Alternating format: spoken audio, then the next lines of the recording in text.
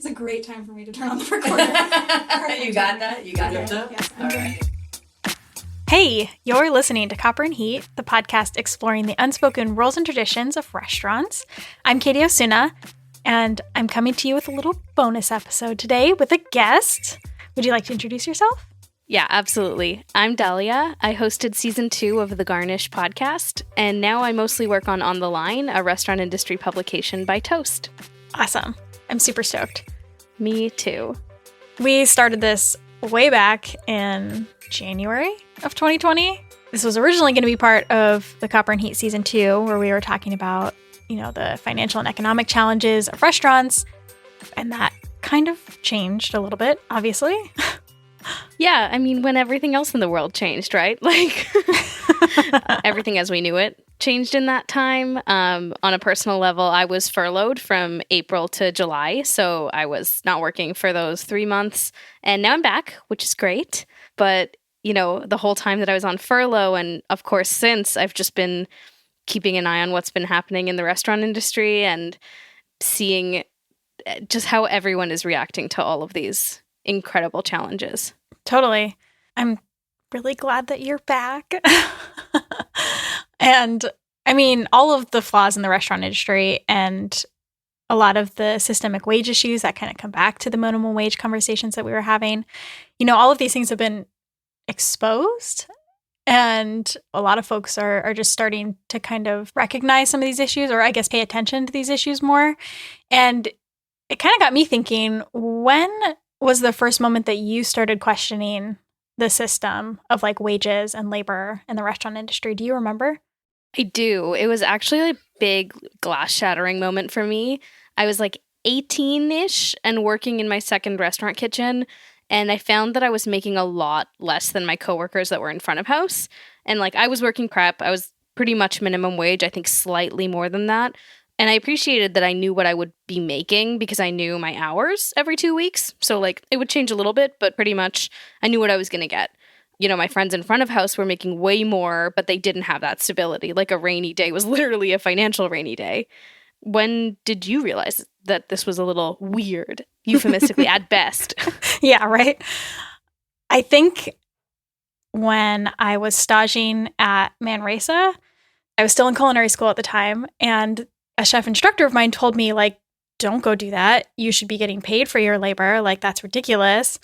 And I was like, no, but I want to. And so I like completely ignored him and was like, no, I want to. And like, I think I should be able to go and work for free and do this thing, being very stubborn because that's what I do. It wasn't until later, as I like saw more stages kind of come and go and like the reasons why they left, that I started really questioning that and, recognizing the privilege that I had to work for free for 3 months.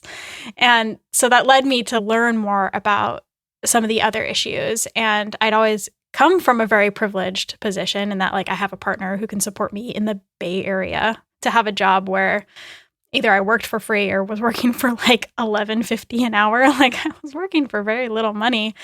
And so I just started, thinking about that more and questioning that a lot more. Totally. I mean, I think for a lot of people who love restaurants but maybe haven't worked in one, the pandemic is sort of like the first time that they're noticing these things, and it's all kind of coming out in a way that a lot of people have been talking about for a long time, but people are kind of like, whoa, this is like pretty messed up. Yeah. People are just now kind of realizing this, and it's like, welcome to the club. Like, you're not alone. There's so many people who are questioning this right now. And that's great. Like, it's really cool that a lot of people are. But for us to get to like any actual tangible change, we have to get from just thinking about all of this stuff to actually doing something about it. And so, because I'm a sociology nerd, I like to put these kinds of things into frameworks. Just a nerd like that. I've been thinking a lot about this, like about how individuals get from like point A to point B, from, thinking about things to actually doing something about it. It starts off with questioning the system, right? Like with what you and I kind of started, like, oh, this is weird. This is messed up. And maybe right now, a lot of people are in that zone because of COVID. After that, questioning the system part, then you might move on to like learning more and researching. And I think that's where you and I are right now. And I think that's why we started this episode and started, doing some of that research and talking to people about it. But after that comes the actual action steps. Maybe you start off with testing things for yourself or in your community or like with your friends in your kind of tiny sphere of influence. And then last, you'll try to actually contribute to the larger changes through activism. And obviously, it's not like a linear thing because like, what is? But like maybe you would oscillate between some of the different steps. And, that's just the general idea, kind of what I've been thinking about as far as the framework. Yeah. No, that makes a lot of sense. And like, obviously, you can apply that to any questioning of any system, right? Totally. And when it comes to these kinds of issues in the restaurant industry specifically, as we're looking to actually make tangible changes, we shouldn't be looking to the chefs and influencers who are like getting to the conversation right now. Like, it's great that they're here and we need lots of people in this conversation, but they're not actually the leaders. We should be looking to the people who have moved past this initial stage and have been doing work on labor and wage issues in their restaurants and communities for years. Totally. And I mean, that's what this episode became to be about, because we talked to 4 different people for this episode that have been doing this work for a really long time. And I mean, most of these interviews were pre-pandemic. So I talked to Reem Assil, who is the chef and owner of Reem's California, and they have 2 locations here in the Bay Area. And then I also talked to Preeti Mistry, who is also a chef and a farmer here in the Bay Area. And I spoke with 2 folks from the program Raise from the organization One Fair Wage. Yamila Ruiz is the director of Raise, and Jeanie Chunn is the director of engagement.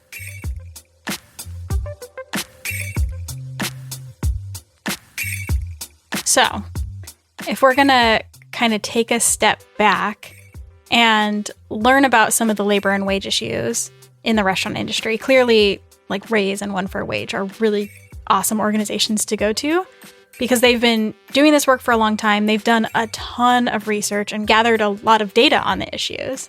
Yeah, this is why I wanted to talk to them.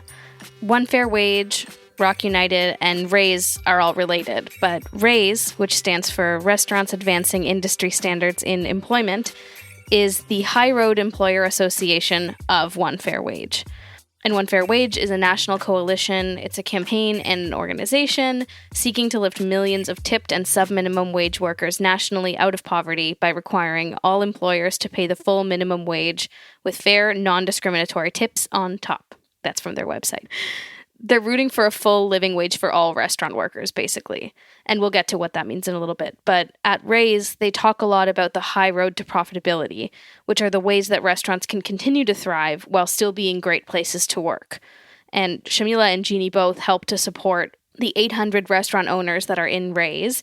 They advocate for gender and racial equity, and they teach sustainable business models that champion living wages, basic benefits, fair promotion policies, and other employer practices, which are just amazing. Awesome. We talked a lot about the tipping system and how it's rooted in slavery and how it disproportionately hurts women, Black people, and people of color. Basically, the tipping system sucks because of power imbalances. And you talked to Saru Jayaraman, who's the president, for an earlier episode, right? Yep.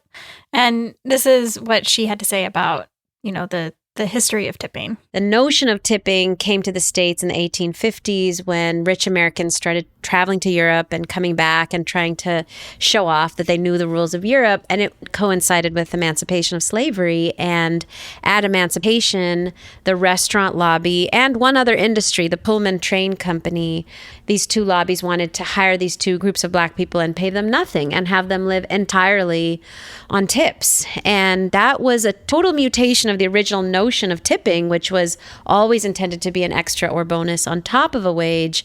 The notion of tips as wage replacement really is a direct legacy of slavery in this country. And that became law in 1938 as part of the New Deal, when everybody in the United States got a federal minimum wage for the first time, except for 3 groups of Black workers: farm workers, domestic workers, and restaurant workers. Yeah, Yamila brought this up as well, and it's what One Fair Wage fights for.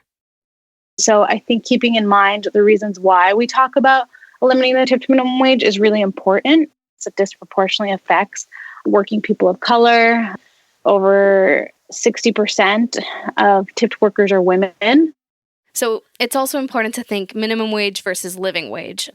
Living wage is another thing that One Fair Wage and Raise are fighting for.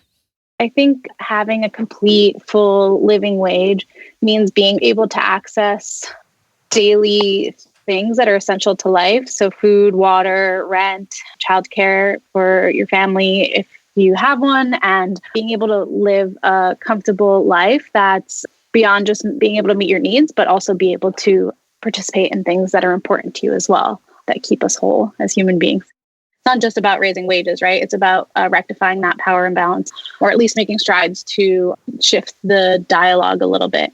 And letting folks know, when you pay somebody a fraction of their worth, that contributes to their self-worth, right? Letting folks know that they are entitled to a full living wage and that they don't have to just rely on tips, but that their employer should be providing the full fair minimum wage that they're entitled to. I wanted to understand what a living wage means, because obviously we're at a point where the cost of living in many cities mean that minimum wage is just not a living wage. Even $15 an hour in many cities isn't even close to enough.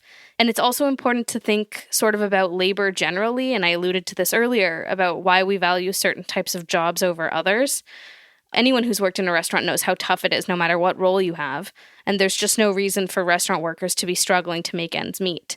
And that's something that Jeanie, who we actually spoke to during the pandemic, mentioned as well. What I'm really proud of this generation is the ability for them to recognize their value and what they contribute. I mean, the reason that restaurants can employ so many people is because we depend so much on our labor force.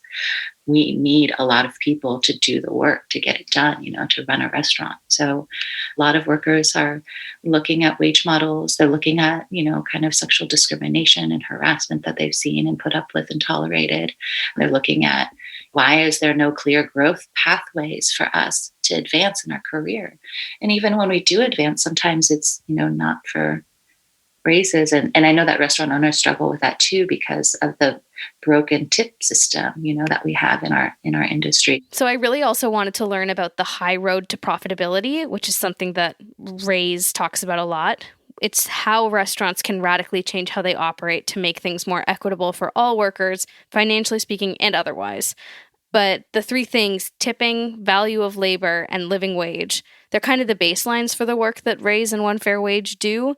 And those three issues, it's kind of where a lot of people get started as well when they're thinking about these things. Totally. And it's funny that you say that, because I think that's exactly what happened with both Reem and Preeti throughout their careers.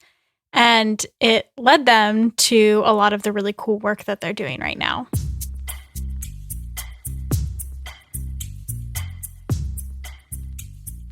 Reem and Preeti both come from very different backgrounds. They bring a lot of different experience. So Reem actually started out in labor organizing and came to work in restaurants and in food because of, the really rampant inequality that we see.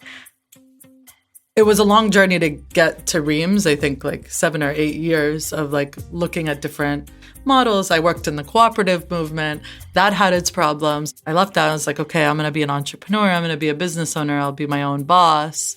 Preeti has been in the restaurant industry since 2002, 2003, and worked in fine dining and then ran kitchens at the De Young Museum in San Francisco and at Google, so institutional cooking.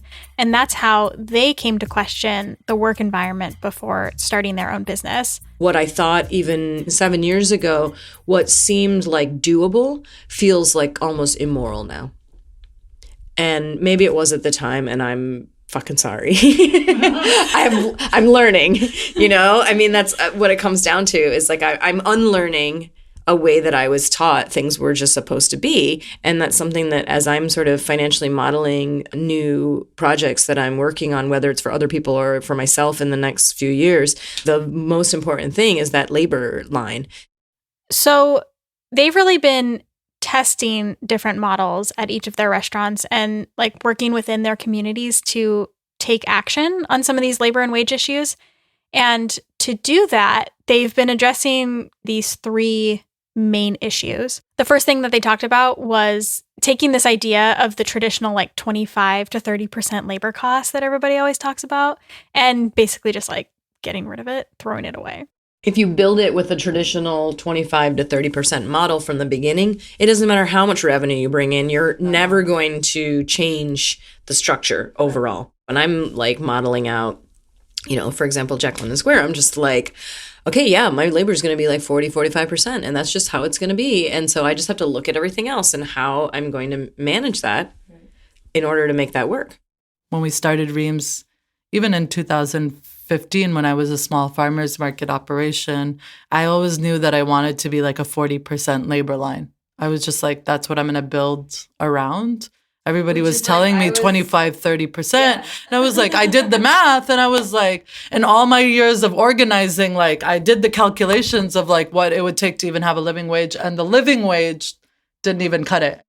The next thing that they talked about a lot, so much more than we actually had room to put in the episode, is how they valued the labor of their employees, which is a really, really big one, like the folks from Ruiz said earlier. And a big part of that was playing with different tipping models.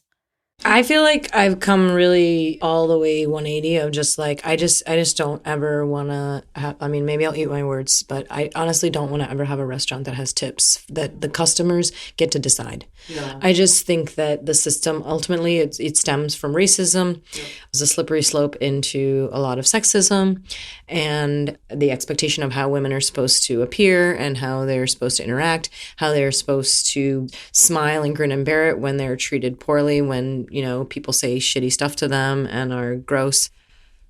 At Juhu, we had a traditional tip model from the very beginning, but we had tip pooling from the very beginning. Mm-hmm. One of the things that changed drastically was when there was a large hike in the minimum wage. Minimum wage went up 35%, and there's no tip credit in California, so the front of the house servers got a 35% raise. It didn't really affect the back of the house much because they were already at that level or higher. But what we decided to say to the servers is, hey, you're already really fine with minimum wage and the tips you get because y'all do pretty well for yourselves on a given night. I would say all in, they were probably making anywhere from $30 to $45 an hour. And so we want you to give more to the back of the house. So for me, I just felt like it was always this constant issue between the front and the back. There were certain servers who I definitely felt the younger ones were much more generous with the back of the house. The older ones that have been doing this for 20 years were like, they had all this philosophy of how, this old school philosophy, they're not in the chain of service. And the whole thing is, if you do a traditional tip model, my wife and I, we couldn't actually physically give people the money. It is their money, it's the server's money. All we can do is say, this is our recommendation. We would like you to honor it. And I would get some complaints once in a while where cooks would come up and be like, yeah, whenever such and such person works, our tips are always a little light. When this person works, they're always a little bit heavier. And then I'd have to go through everybody's paperwork and kind of audit them. Yeah. And so I would never use this model again. Yeah. But when you have a staff of 7 servers and 3 of them have been there for 3 years and this is what they're used to and they're fantastic at their job, it's really hard to change that and steer that ship. So when we opened Navi, we decided to do 15% because it was order at the counter. We felt like 20 was going to be, people would complain too much. And 10 just felt like it would never get us where we wanted. And we wanted to do this because also people tend to tip less when it's counter service. And so we wanted to just be like, you have to pay this. And this was an interesting thing. We originally thought, because we thought this was fair to us, not being hourly workers, that, okay, so this person is the lead line cook or they're the pizza person, they should maybe get more of the pie than someone who is a, barista. We were kind of tiering the roles of skill levels, and our employees actually told us, they were it was actually the people who were getting paid more. They were like, why should I get more because I make pizza and the dishwasher I'm working right next to gets less? Also, we work right next to each other, so I'm showing them how to make pizza, and pretty soon they're going to be able to make pizza. And if I go to the bathroom or I'm on break, they're going to make the pizza. So why are they, whatever. Do they get prorated for that 15 minutes I took my break?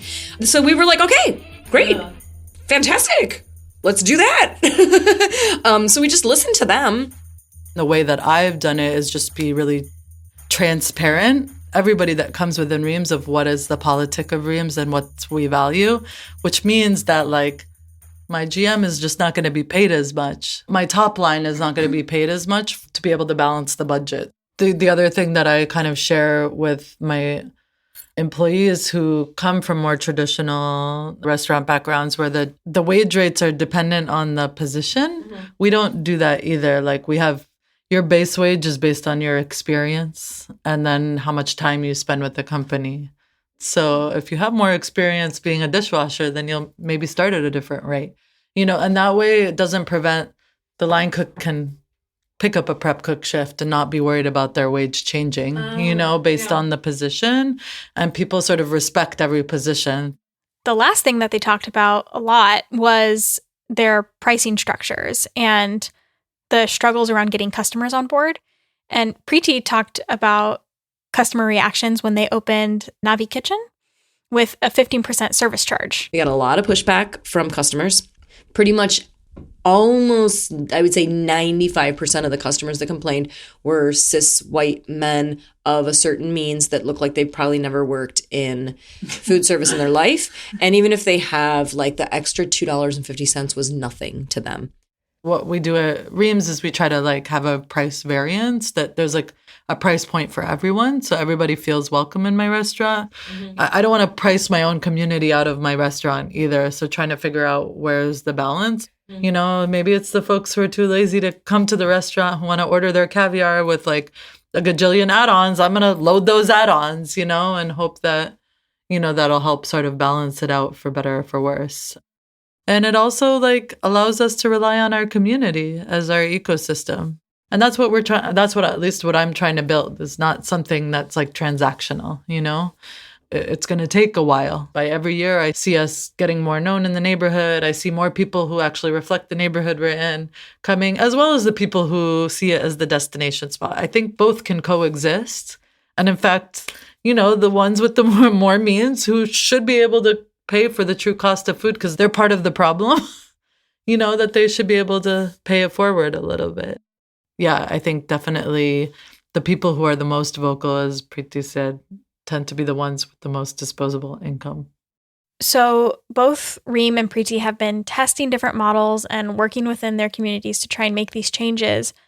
But their work is so powerful because it goes beyond that, right? It's much bigger than them. And it becomes a bigger form of activism. And it means having some much bigger conversations. Right. And it's like in the framework we're talking about, right? It's like going beyond those initial stages. Pretty much all my neighbors were college educated, professionals. Pretty much everyone is probably making at least $125,000 a household or more. And I remember going to the block party, they're good liberals and they're all like, why would you be against a minimum wage hike? And I was like, I'm not against it. Let me explain something to you. First of all, of the like 3 people standing here, I'm the only one who works shoulder to shoulder with people who make minimum wage every single day. Okay. So I totally understand it. And do I want to see them get paid more? Hell yeah. But your bill's going to go up when you come to Juhu Beach Club. And are you going to come as often to my restaurant? Like that's the issue I'm having is the consumer understanding that all of these wonderful things, whether it's grass-fed beef or paying your employees a living wage or being able to give them healthcare or childcare, come at a cost. And so if you're going to come into my restaurant and say that it's overpriced and blah, blah, blah, blah, blah, then we have a problem because you don't actually believe in a minimum wage increase like middle-class person. You think you do in theory, but you're not thinking about how that affects you. It all comes back down to the same issue, which is like, how much are people willing to pay for food? How much are people willing to spend $12 and $15 in a cocktail and not bat an eyelash, but complain about a $11 sandwich? I mean, that's really what we're talking about because that's where the issue is. If we could charge what it actually costs to make the delicious food that we make and value all of the pieces in that chain in order for that food to be made, from the farmer to the delivery person to the cook and dishwasher, server, etc., then we wouldn't have this issue. That's really one of the biggest pieces of it. I've been saying this for years. I'm like, why doesn't the government just help us? Like, if they can give Twitter a tax break, So simple, right? right? Like, if they can give Twitter a huge tax break, they could help small businesses by just doing some sort of subsidy for small business owners that are providing healthcare or childcare, et cetera, for their employees. Like, it just doesn't make any sense to me why that is. People always tell me, like, how is someone like you, who I think by theory I'm anti-capitalist, now operating within a capitalist system? How is someone who's trying to like change the industry working within the industry? It's kind of that like very classic question of, are you changing the system from within, or do you need to smash the system from the outside? And I haven't quite figured out all the answers to that question.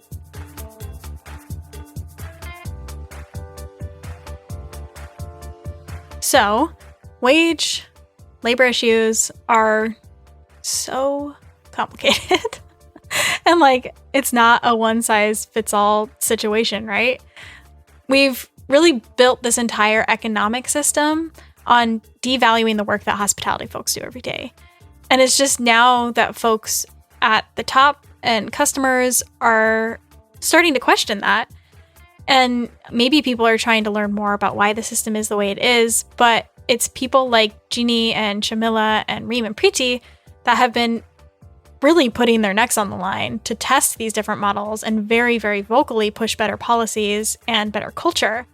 And so as we move out of the pandemic, please, hopefully soon, into whatever's coming next, we should be looking to raise up these people and pass the mic and learn from the people that have just already been doing this and actively taking their lead. And the Raise program is a good way for restaurant owners to take that next step and access a lot of support. Here's Yamila and Jeanie again. What gives me hope are restaurateurs who are doing things differently, who are opening up their books, who are eager to engage other restaurants in the conversation. It's obviously a lot less scary of a undertaking when you find like-minded colleagues in the restaurant industry who are also committed to change, and it makes it a little bit more, I guess, accessible and less scary if you've got other folks who are, willing to kind of stick their necks out and say, no, this current system doesn't work for me and it shouldn't work for you either.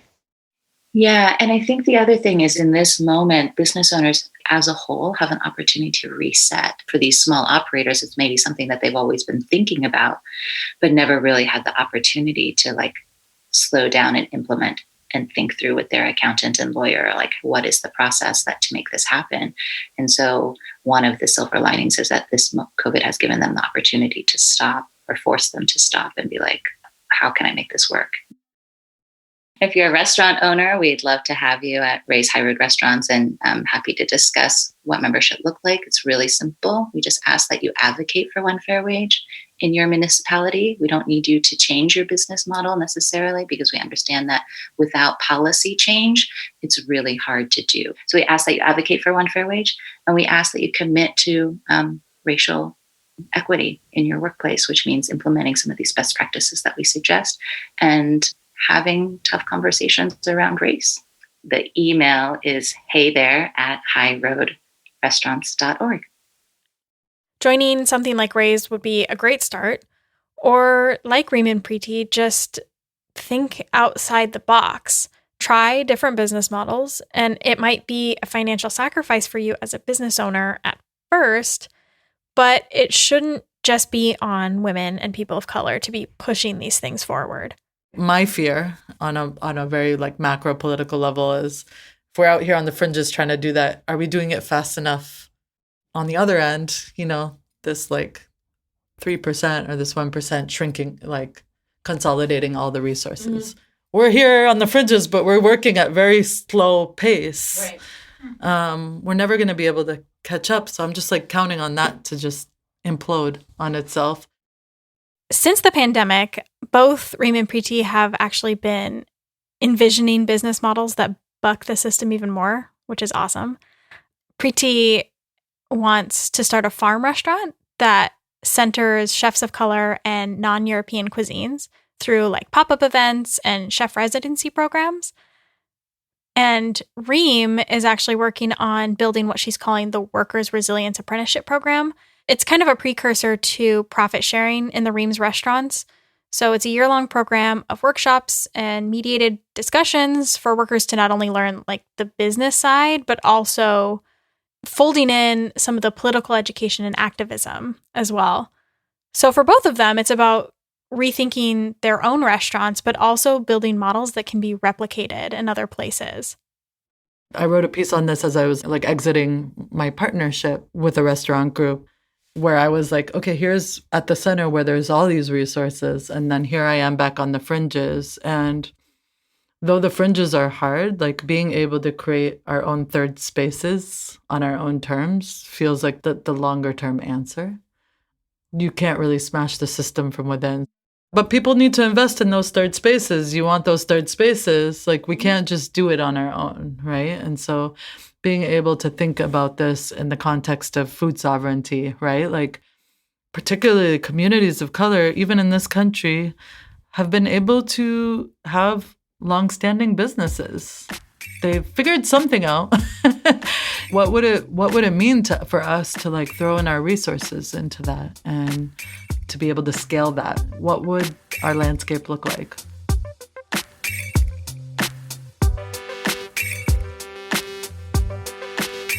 Dahlia, thank you so much for doing this with me. It was really fun. Thank you for having me. It's just been so fun to get to know you through this weird project that we embarked on literally 9 months ago. But we did it.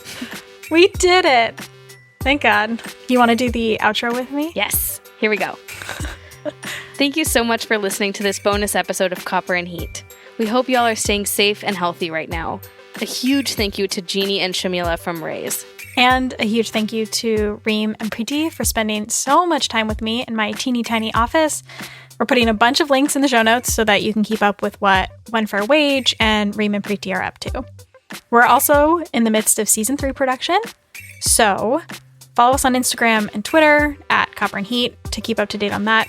We'll be announcing a few more things in the next couple of weeks. This episode was produced by me, Katy Osuna. And me, Dahlia Snaiderman. Sound design and editing by Ricardo Osuna. Story editing by Rachel Palmer. All of the music you hear is produced by us under the name Gamma Gardens. Check out other tracks on Instagram and SoundCloud. Thank you all so much for listening. Stay safe and healthy out there, please.